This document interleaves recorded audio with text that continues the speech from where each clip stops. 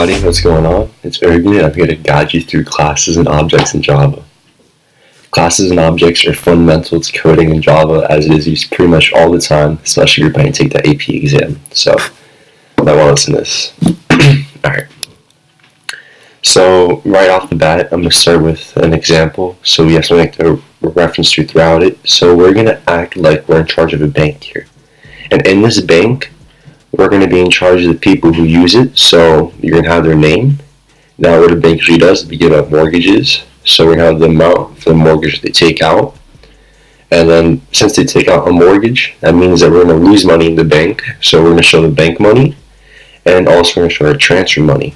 So pretty much you're in charge of keeping tabs for the bank, the mortgages, and money that's in it, so here's something to reference to. So let's start off. What is an object? So an object is something that is being created or manipulated in code. Objects can be treated as variables. Any program can have several different types of objects that have their own operations. Objects are created with a new keyword which uses the constructor defined in the class to create the object. An object is characterized by its state and its behavior. So in this code for the bank, right? Now we're going to have two classes here. We're going to have our runner class and our main class. Our runner class is where all of the programming is, where all the code is, and our main class is where most of the objects are. Now over here, our objects right here. Let me show this to you guys. These are objects. Jag, Aditi, and me are our objects. See how over here we said that they are started by the word new, the new keyword. So you have TD bank jag equals new TD bank. So that means we just made a new object named jag. So this is just an idea for you guys. An object pretty much stores all this information. It's what you would expect, just an object.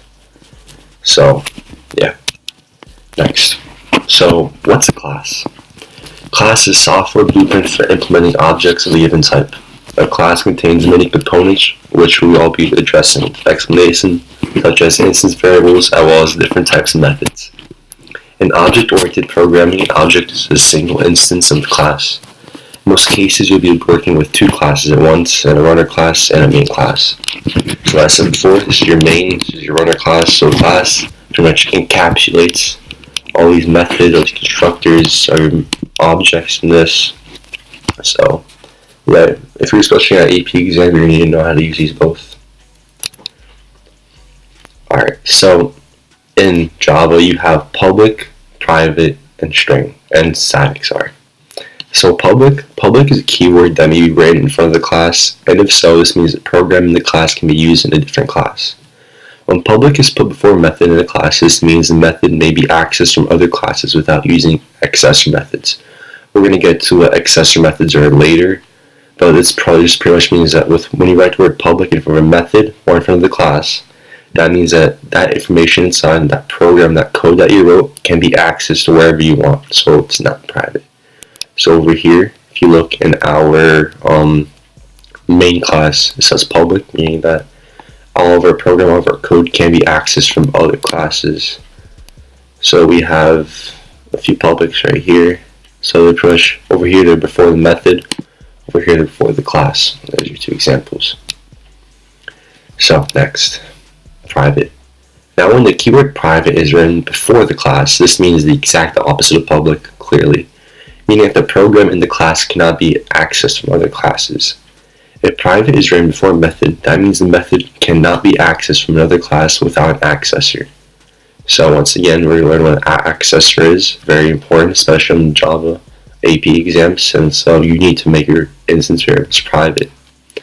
Over here in our runner class, as you can see, we have our private instance variables, private static variables. Pretty much everything's private in this class as it has to be on the AP exam. So pretty much means that all the information has to stay, or it's pretty much confined pretty much in that class, but you can take it out using extra methods, which we'll get to later. Next is static. A static variable has a value that is shared by all instances in the class, and the memory allocation happens once per class. You may have either a public or a private static. Static variables are usually used to keep track of like statistics or to accumulate a total or provide a new identity number for each new object of the class. So those are some examples right there. So, static variables are really important too. So over here in our example, right, we have the bank money and our transfer money, which we need to keep in charge of. So keep in mind how I said we have our objects here, the person. This is their name, and they each have a mortgage, correct? So we set our bank money to, what is it, $100 million, and our transfer money to 0. So since we put static, this goes to the whole entire class. So if we change this, it doesn't change it for only one object. It doesn't change, so if we change something that's static, it doesn't just change for JAG-G object, it changes it for every single object, change for the whole entire class. If you choose something that's private or public, it's just going to change it just for JAG-G, not for the whole entire class. Sorry, I didn't JAG-G so much. Hopefully he doesn't watch this. But yeah. Alright. So also keep in mind that just like the rest, it's written before, it's in the header of the method, or also in the header of the class. So yeah. The types of methods. So there are different types of methods, one of them being constructors. A constructor creates an object for the class. The constructor must have the same name as the class. If you do not make a constructor, Java will create a default empty constructor for you. There is method overloading, meaning that there can be many constructors with the same name, however different parameters. So in this example right here, we have, where's your constructor right here? Your public TD Bank member, same name as the class TD Bank. Now this is our parameter, string name.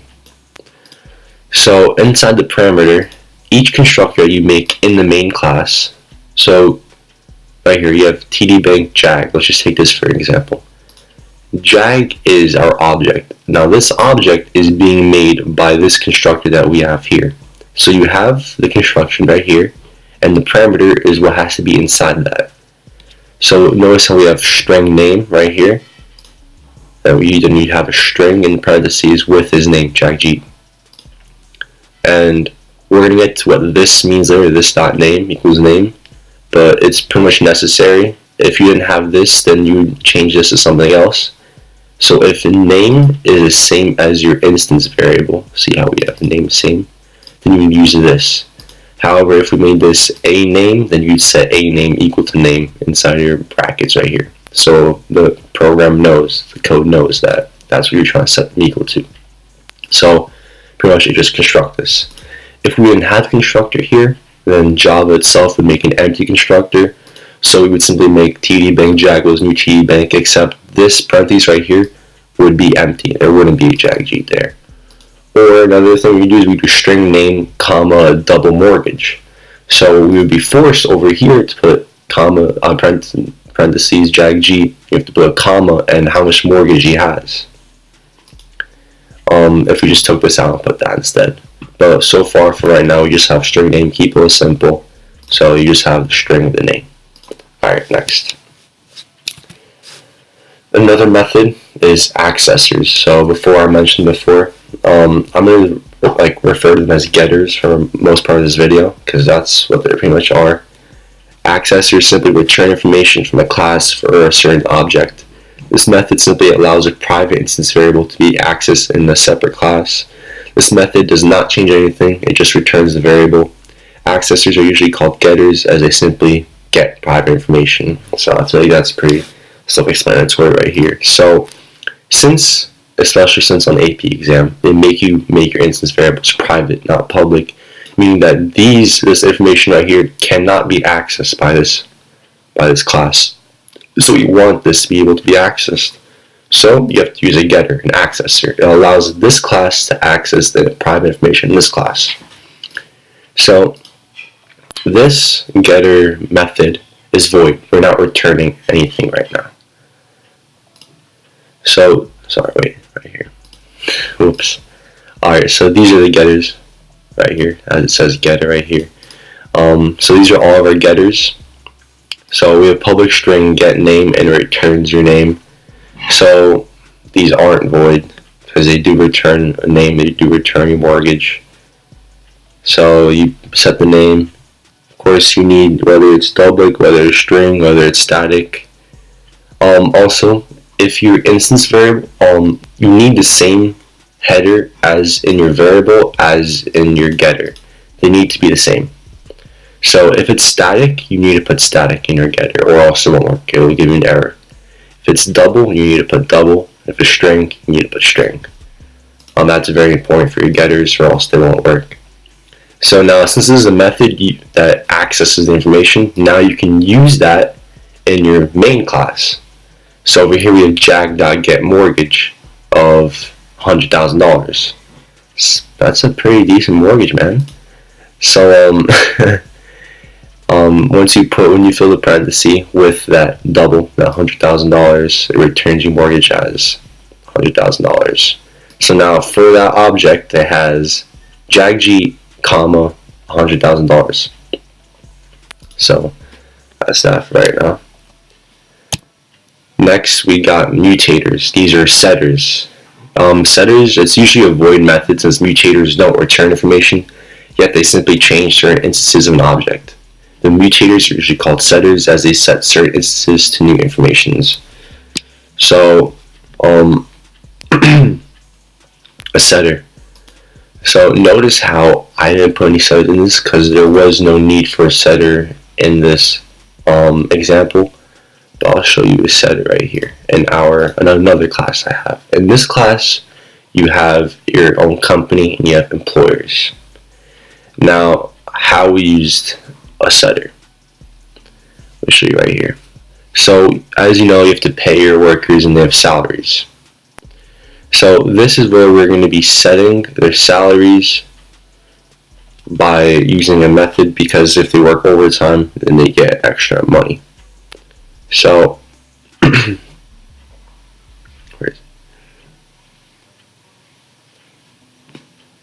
so with setters, it's usually a void method because they pretty much just change information. You set something to it. So in the setter, I can pretty much also go over here and set JagG's money to $1 million and take all the money out, and it'll just set it to that. It won't return anything, but it just sets it in the computer. Another type of method is a static method. Static methods will apply its operation to the whole class, unlike the previous methods that simply apply to individual objects, right? So one thing just to reiterate for you guys, if we use a getter or a setter, it will only apply to the object jag, to the object dt, and to the object mia. See, getMortgage only applies to each of them. Static differences are different. A static different, I'm going to show you right here, is this right here. We're going to show you how to run a class. Now, here's a static method. We have public static void to transfer money from other bank. So remember how we're supposed to keep in mind of our transfer money? Well, this is an example of a static method. So since, remember how there's the bank and there's the people inside of it?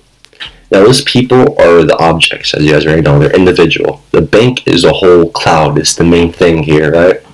So that's the static method. That's the total, that's the total accumulation. So you're changing the total accumulation by transferring money into the bank or taking money out of the bank. So this is where you have your public static void. So you're going to be changing your transfer money amount. So you have your transfer money from the bank, that's the name of your static method. You have your double amount, and you add the transfer money plus that amount, and the bank money is also plus the amount because you're getting the money or you're losing it, don't know. Over here, we did TD Bank dot, the name of the method, and we added $250,000. Decent amount. I'm guessing that Jag can be paid that mortgage right there. We don't know. Oh, pay mortgage is something different. Now, let me show you guys. So that's the static method. Let me show you an example of something different from that. Now, this normal method right here, public void pay mortgage.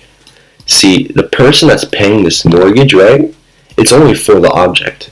If you want Jag to pay his mortgage, you don't want it to also pay Aditi's and Mia's. You just want to pay Jag's mortgage, not the other two. Therefore, it's not a static. This is why it's just a public. It could also be private, but you need to use an accessor. We just have to use public in this because that's what the AP test allows us to use.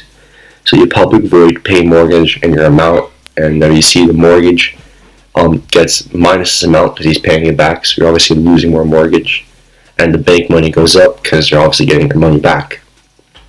Same thing with public void get mortgage. It's the opposite.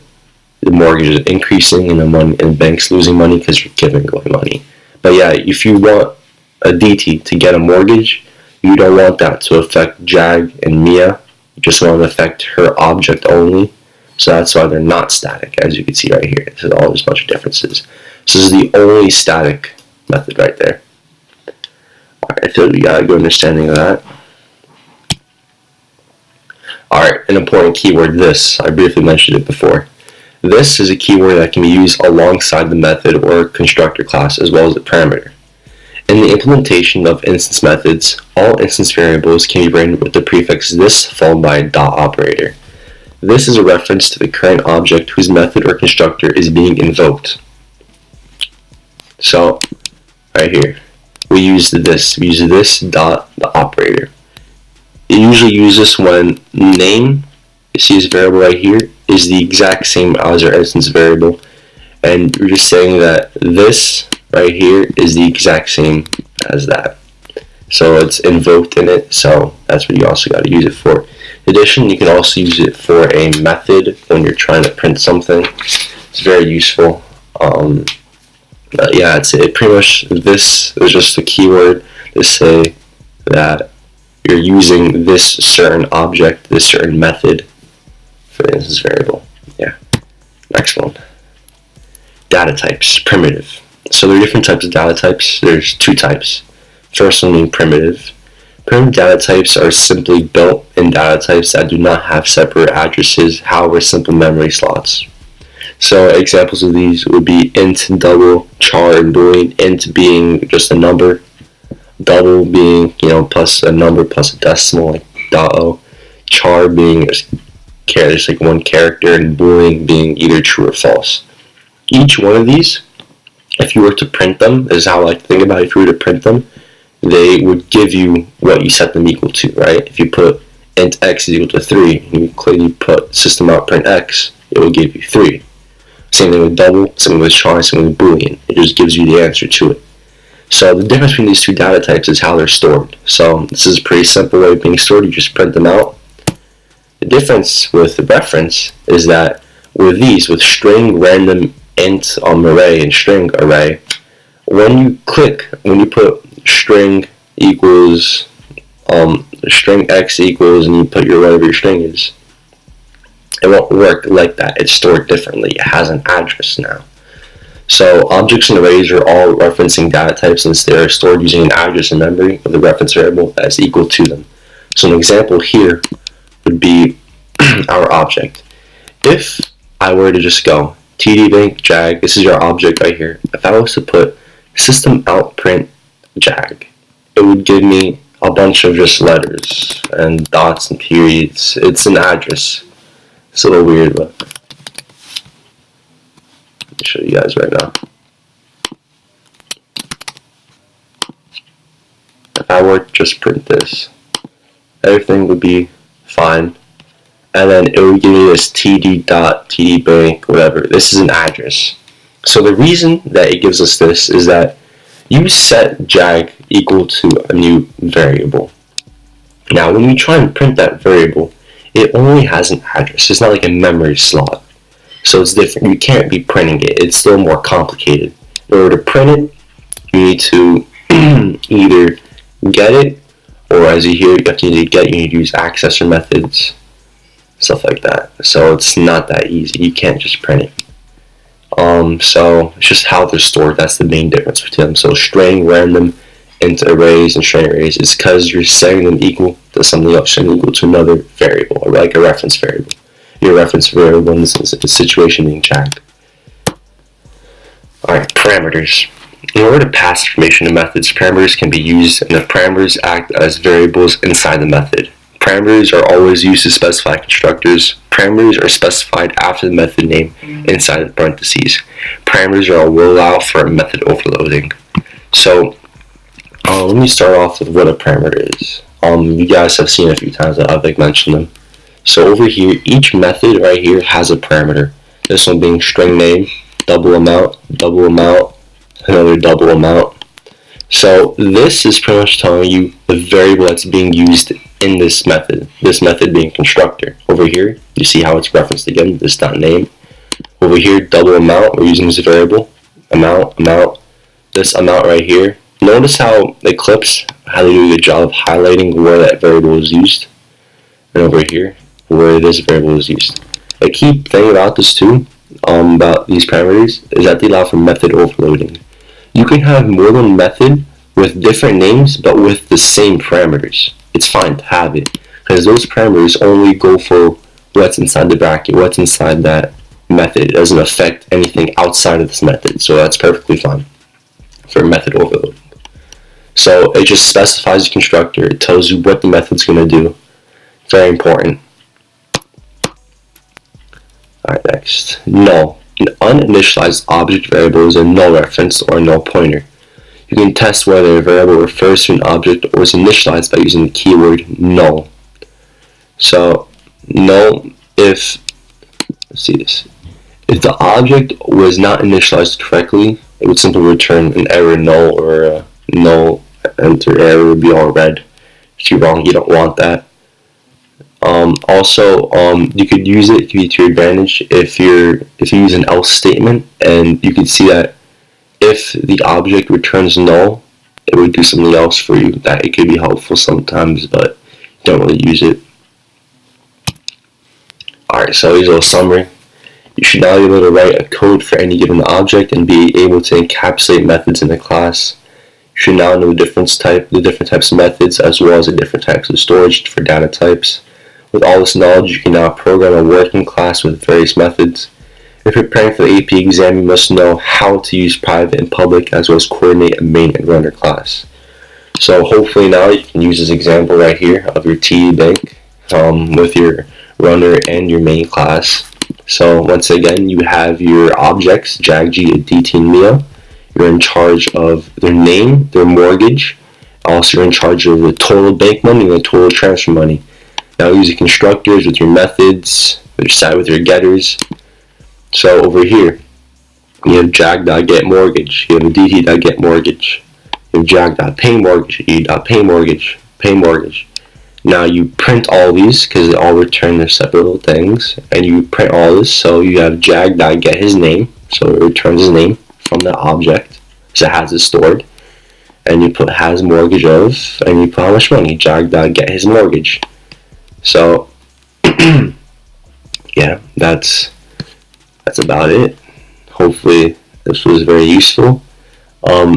Now we're probably going to get into the questions that I have to go over in the book. So yeah, let's go over here. Alright, so yeah, zoom over this one.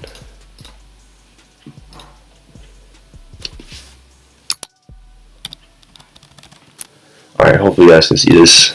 Public class time, so this is number 1 right here. You can take a minute, pause the video, read the question. Alright, so it's pretty much asking which of the following is a false statement about the methods. So, as you can see, there are just 2 constructors in all of this. Constructors are recognizable by having the same name as the class and no return type. So, that can only leave us with the answer. The time class, the answer is D to this. First the only answer. Alright, next. Number 2. Alright, I'm done with this. Alright, so number 2. Which of the following represents correct implementation code for the constructor with parameters? So, each private instance variable should be assigned the value of the matching parameter. So, the answer to this is actually B. The answer is B. So, in the code earlier, before, you had all of them set equal to each other. So, choice B is the only choice that does this. The rest of the choices are only default constructors, which ignore the parameters. So, it's the only one that actually follows the parameters. So, that's important. Alright, number 3. A client class is a display method that writes the time represented by its parameter. So this is also referring back to the first thing we saw on the first page. Replacement 3 will automatically print time t in the required form since a toString method was defined for the time class. Replacement 1 is wrong because it doesn't refer to the parameter t of the method. Replacement 2 is wrong because the client program may not access private data of the class. So that would just leave us with the answer C. 3 only. 4. This one's a little tricky. So it says which statement about parameters is false. You have A, the scope of parameters is the method in which they're defined. That's wrong. B, static methods have no implicit parameter. That's also wrong since static methods can have implicit parameter. This. 2 overloaded methods in the same class must have parameters with different names. Actually, that's no. I showed you before they can have same names and just with different parameters. I mean, different names with same parameters. Sorry. So C is the answer to this one.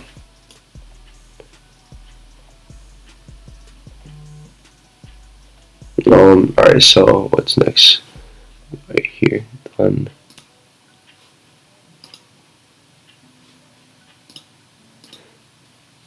Take a minute to pause and read. Alright. So this also gives us another code. This refers to 5 to 11. Which the following correctly constructs a date object in a client class. So it's just asking for our main class, how will we correctly construct this new object?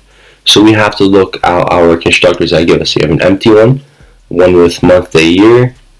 You also have, well, these just simply return, they return. So these are just our 2 constructors. So you can either have an empty one or with these. So we always need date d equals new. So you can pretty much just cancel out this one, this one, and this one. Those, you need the new keyword in it. And B is pretty much the only right one because also, as you can see here, it's missing date. You need the name of the class. See the name of the class right here? You need the name of the class, so the only answer right here is B. Alright, I dealt with this.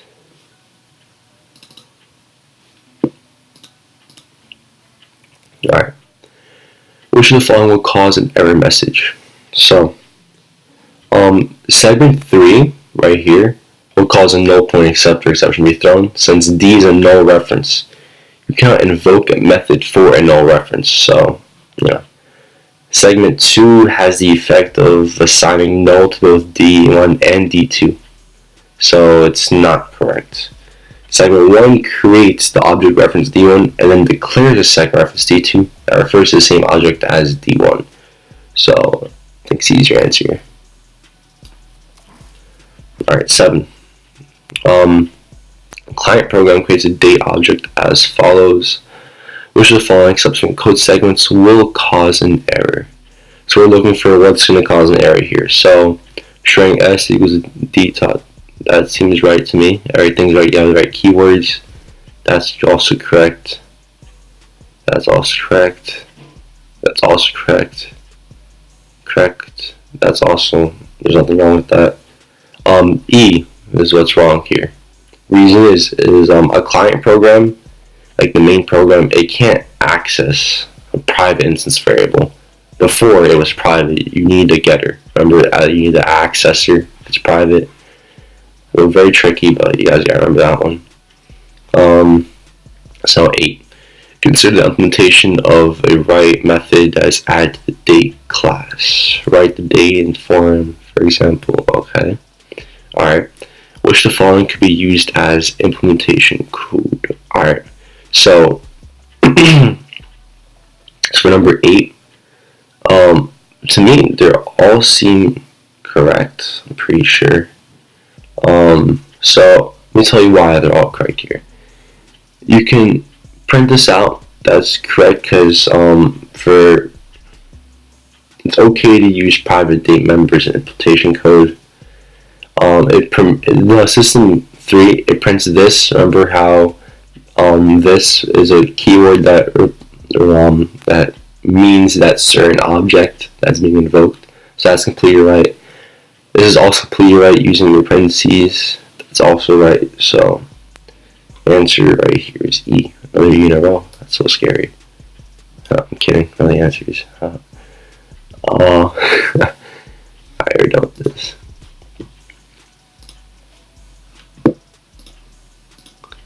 Alright, number 9. Here's a client program that uses the date objects. Public class, birthday stuff, other class date. So this is just a new class. This is a static method right here. You have, alright, return the birthday. Okay.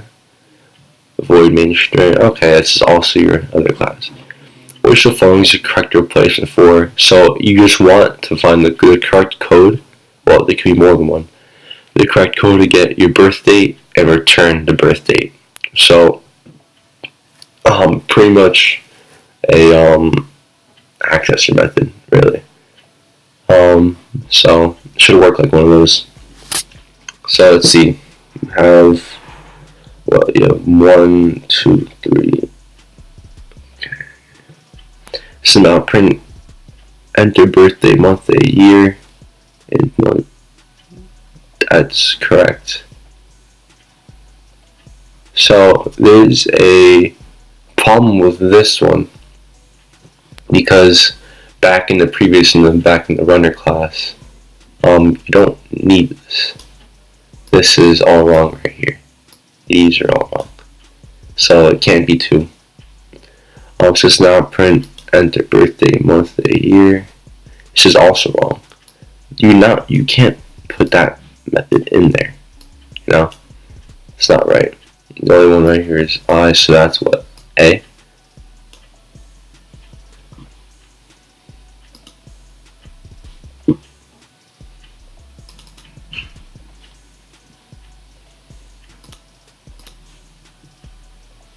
Alright, number 10.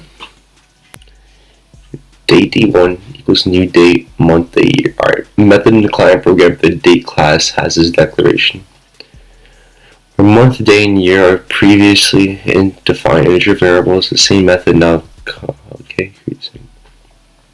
D1 for which of the following cosegments will not do this correctly. So I was looking for the false one, pretty much. So will not do this correctly. Alright, so remember the data types that I was mentioning before? This is an object right here. D1 is an object. Remember how it's an address. So now pretty much this means that date D2 is living in date D1's house. So it's not like it's an exact copy, it's just living in its house. You can't set this equal since it's a reference data type, not primitive. It doesn't work like that. So that's not right. Hopefully these are right. Let's see. This is also right, and date D2 is new date. That's also correct. So this is wrong because it just caused D2 to like refer to the same information as D1. So it's not. You need a new object. It's just gonna have the same address. You need a new object. It's just gonna be like living in its house, pretty much. That's a good way to think about it. It needs its own house, not the other person's house. You know. Don't want to be sharing out here. Whoops. Okay, whatever. Alright, 11. The date class is modified by adding the following mutator method.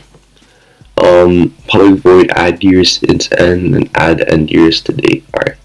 Here's part of a poorly coded client program that uses the date class. Public static void add century date recent date old. Alright, so they're saying that it's poorly coded, which it does look like it is poorly coded because it doesn't look like it's initialized correctly. So you have a null here. Yeah, you do have a null here. So when is declared in the main right here, was declared in this main one right here. The problem is that its value is null. So one method is not able to replace an object reference. So that means that recent date's gonna stay null. So you don't want that for this program. You want it to change the recent date to the new old date. If that makes any sense. So the code doesn't do this. It remains null. So that means that A is wrong. So no methods are using this null reference, so it doesn't matter. It won't throw that code. B is also false because add years is a mutator method. It's a setter. So that's not right. Even though it doesn't change the address of its object parameter, it can change the context of the object, which is what happens, what's going on there. D and E are also wrong because the add century method cannot change the value of its recent date argument. Recent date refers to saying that's wrong. This is also wrong. Oops. That's wrong. Ooh, little arrow. So you're left with the answer C.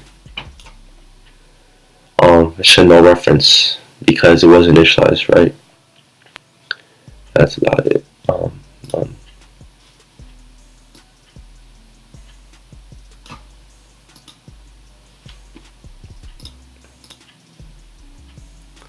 Alright, next one. So we're on 12 now. Here are the private instance variables for a frog object. Public class frog, private string, species, private age, weight, private. Alright, so you have these different these different variables for it. Which the following you have these different this is the whole class and this is just your methods, I guess. Alright. The default class is the best candidate for being a static. So it's asking for which one should be a static method. Remember what static is? Static is it goes to the whole entire class. So you have your swim. So this is just for one object though. You have one frog and it's just swimming. So however far it swims is not going to apply to the other objects, to the other frogs. You forget pond temperature. This applies to every single object. You can have 3 frogs, but since they're in the same pond, the temperature is the same for all of them. Right now the answer so far B, but we can go through the rest. Yeah, eating goes for one object, not for if one frog eats a fly, that doesn't mean a second frog gets one too. You die of hunger the next day, man. It's a cold world out there. Get weight. This is a getter. Getters are not static. Getters go for only one object. Remember getters and getters and setters, or otherwise known as accessors and mutators, they only go for one object, so that's automatically that's just a no, absolutely not. Sorry. Also, die. Unfortunately, if a frog does die, that doesn't mean the rest of the frogs in the pond die, so it just applies for one object. So B is your best answer right here. Oops. 13. What output will be produced by this program? Public class mystery public. Alright, so static void strange method plus y. Alright, so for number 13, let's do this right here. So it's pretty much a math problem. So what do you think, right? We're going to be left with 6 and 3, right? If you do this, right? Because y is plus equal, this is plus equal. So right now is E, because if you go through this method, you're going to be left with 9 and 27. And you have to go through the method again, the second method, and it just sets them equal to each other. You just have 6 and 3, right? If you add them together, you get 9. If you add the other two, you get 27. And then over here is 6 and 3. You do the strange method. Remember, this is your strange method, so you're implementing this inside of right here. Right there, you're implementing that in there. So you print it, you get 9 and 27, but you're also printing this first. Whoops. You're also going to print this. There's 2 prints. That means you're printing twice. So you're going to print the strange method, and you're going to print A and B. So that's why you get 6 and 3 for the second print, and inside the strings method, you do the method and you're left with 9 and 27. You do the math. So that's that. Next. Alright, we're on question. Alright, so pause the video. Look at this right here. This is the code. We're going to refer to this for a lot. Okay? And next picture. Alright, 14. So the method reduce is not public method because, well, the reduce method, it's only used for the rotational class. So the only good answer here is C. No, sorry. The only right answer here is C. 15. Constructor and the rotational and the rational class, sorry, allows initialization of rational objects in several different ways, which the following will cause an error. So none of the constructors are like a real value parameter. So this real value parameter, choice D, it's gonna be, it has to be an integer. That's what it has to be. Alright, so yeah, so the answer is D. Because you have rational and irrational, it's gonna cause an error because you have the wrong. It's supposed to be an integer. It has to be converted, so you need a lot of extra steps than just that. So D is the wrong one. I mean, D is the right answer because it will cause an error. So 16. Here's the implementation code for the plus method. So you also have the plus method, returns this R, public, rotational, rational, sorry, fixed signs, R not fixed signs, in denominator, R denominator, no, okay. Which the following is a correct replacement for more code. Right here you have your more code. So we want this to work, pretty much. We're in charge of writing this code here. So the answer here is E, alright. So a new rational object must be created using a newly calculated numerator and like the numerator and the denominator, as you can see before in the code. So that just means that if it's being reduced before being returned, that means choice A is wrong because it doesn't make a new object correctly. Remember, you need what we did before. It's just you need a new. This doesn't make the object right. I have all of these, only E and D. We start in C, so you could automatically take out A, you could take out B, you're left with C, D, and E. Choice C just reduces the current object, this, so that doesn't keep the same, so C is also wrong, you're left with D and E. D is wrong because it invokes reduced, you don't want that.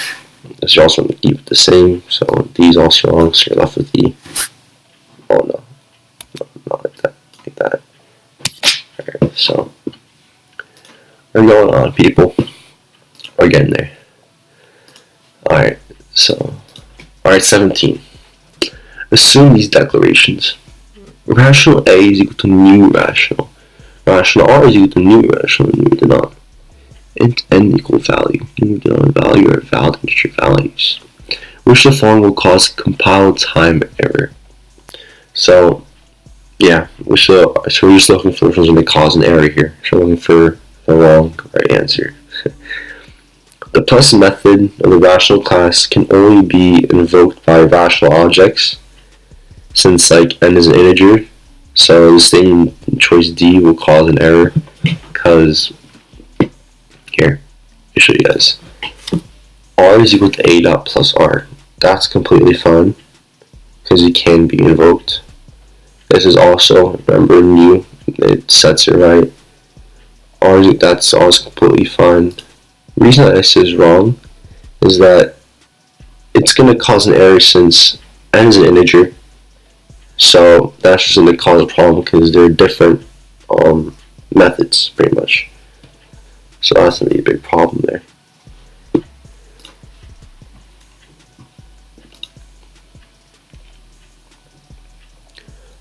So this is also pause this, look at this. This is for questions 18 to 20. Very important. Okay.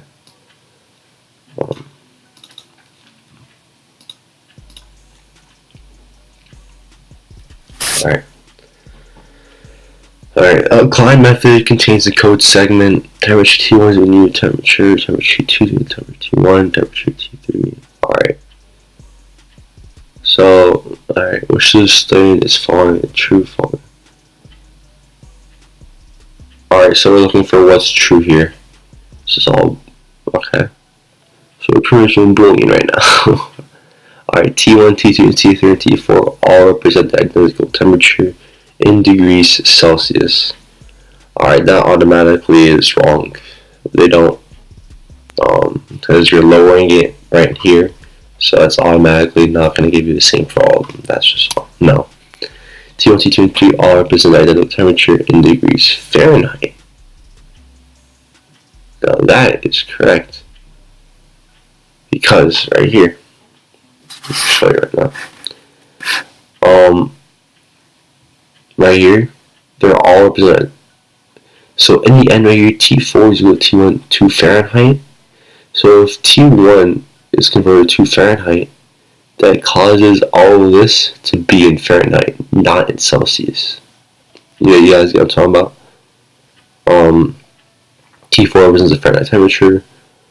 No, they're all in Fahrenheit in this situation. Look. Also, remember about the little house thing I was talking about earlier. Be drawn right now. It'd be cool. Here you go, your little house. That's not supposed to be that.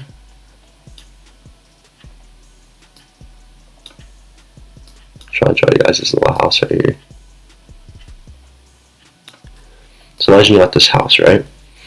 Now, when you have these objects and you set them equal to each other, yes, you don't make the new object, but they're exact copies of each other. So now, T1, and T2, let me do this again. T1, T2, and T3, it's not working, guys, sorry. But T1, T2, and T3 are all living in the same house, right? They're all there. They're all in the same house. So that means that they all share the same information, which is why they're all in degrees Fahrenheit. Alright, consider the following code. Public class temp test. So pretty much, I think so just testing temperatures, right? So over here, we're missing code. Wants us to fill it in for us right here. Oops. Wants us to fill this code in. Alright, which is the best replacement for code to construct? So automatically, you can see that D is the answer. Sure, yes. So a new temperature object must be constructed to prevent the current temperature from being changed. So remember, if you just set them equal to each other, if you change one, it's going to change the other automatically because they're living in the same house. Both of these questions are pretty much around the same idea here. So that's pretty much the main thing. So segment 1.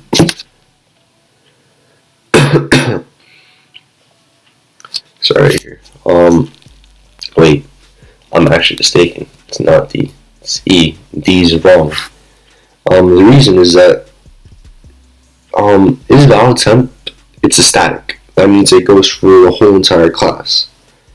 So if you use a class name temperature, this makes choice E the right answer. It should not be invoked with T, a temperature object, as it is on C, so that makes it wrong. Choice A just doesn't seem right, doesn't work at all, really. Choice B, it doesn't use is not valid temp, a method that you need to use. It's not in the program, so don't know where they got that one from.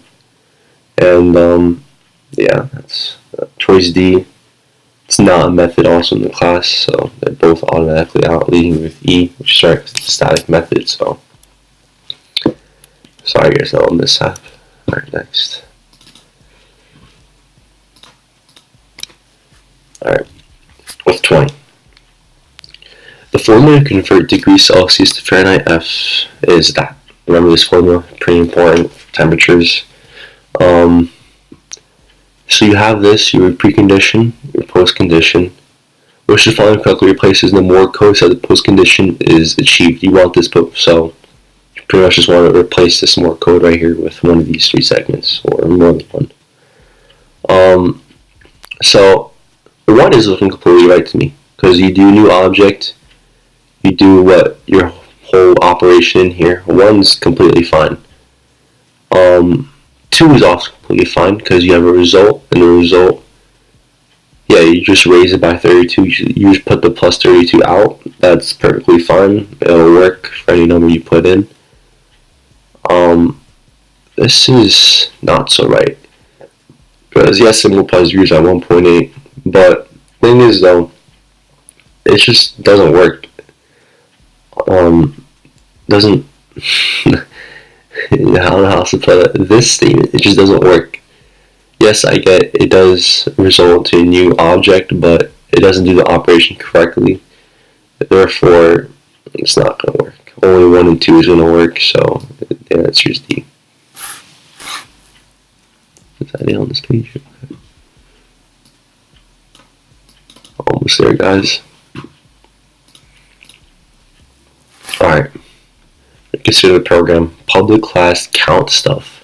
Public static void do something, int count is equal to 0. Alright, so we're counting something right here. Count stuff. Let's see. Code do something. No screen output. Okay, public static void string. How many iterations? Okay, so if the input value n is 3, what screen output will this program subsequently produce? So if you input 3 to over here, your n is now 3. So it's your I, you have a for loop right here. I is equal to 1, I is less than or equal to 3, and I is plus plus. It does your do something. You have your do something method, and you have print count. So A is right, that's what it'll print, because it just prints 0 3 times, because your n is 3. It's just printing your count over and over. This is all wrong, because there's no there's no undefined values here, and of course there should be an output. So D and E are automatically off the table. You're left with pretty much B and A, and C. C is wrong. B, you're not adding subsequently, you're just printing it. So you're going to be left with just 0, 0, and 0. 3 times, pretty much. Because you just print your count over and over. You're not adding anything to the count and do something. Just no screen output produced. There's no count plus plus. So you got 21 is good.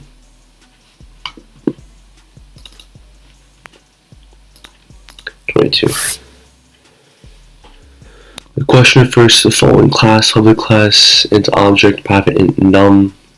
Alright, so you have these variables right here. You have your constructor. This is a method that increases by 1. So this is your client program, this is your main class.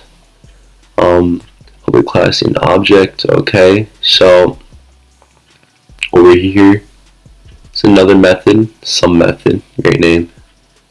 Set void main string. So this is you right here, you're initializing new objects, x, y. A is equal to y, meaning that A is not a new object. It's just it's an exact copy of y. Keep that in mind. So just before exciting this program, what are the exiting this program? What are the object values x, y, respectively? So you want to find what they are respectively on their own. So 22 is probably going to be A. Reason is here. Let's say A. Remember how I said before, over here you just have project A is equal to Y. You didn't initialize a new object with its own things. It's pretty much so, therefore it means it's just living in Y's house. It's an exact copy of it. It's not its own. It's not its own thing. So living in Y's house. So over here, remember the constructor you had before? Where's your constructor? Int object, you have an int, your num is equal to your n. So if you go through some method, where is it? Your object answer is equal to your object. So you do your increment method and you return your new answer. So if you do your increment method, so you're pretty much incrementing 2 7 times, you're incrementing 7 2 times. If you're incrementing those both, you get x is 9, and you also get y is 9. Remember, since a is equal to y, then since it just lives in its house, then automatically a is also 9. Why did that come out like that? A is also equal to 9. So they're all equal to 9. If you do your increment method, if you do the sum increment, just adds it by 1. It's initialized all properly. So you just get 9, 9, 9.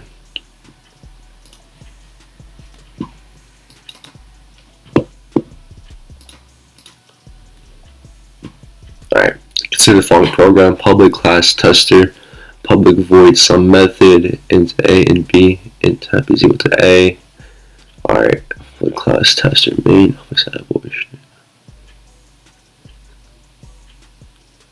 Alright, so just before the end of the execution program, what are the values of x, y, and temp respectively? So almost like the same question as we had before. So over here, we're going to have an undefined for your temp. So we're going to have, the answer is going to be C, and I'll tell you exactly why. So remember when primitive types are used as parameters? Their copies are made of like the arguments, pretty much. So all manipulations in the method are performed on the copies, and the arguments remain unchanged. So x and y get their values of 6 and 8. However, local variable temp, it goes like out of scope, and some methods exited and therefore undefined just before all the execution will end of the program. So you're gonna get an undefined for temp, but your x and your y are going to equal to 6 and 8. They're gonna be fine. So over here, you saved your object correctly. You did the method sum method. In temp is equal to a equal to b, and b is equal to temp. But keep in mind what happens when you use a primitive type as a parameter. There's copies, and you can't manipulate the methods like of the copies, so the arguments are gonna stay unchanged. So the variable temp just goes out of scope. That's the end of it. I'm pretty sure that's the last question, guys. That's the end of it. Thank you for watching. Hopefully I get some good comments on this, and thank you.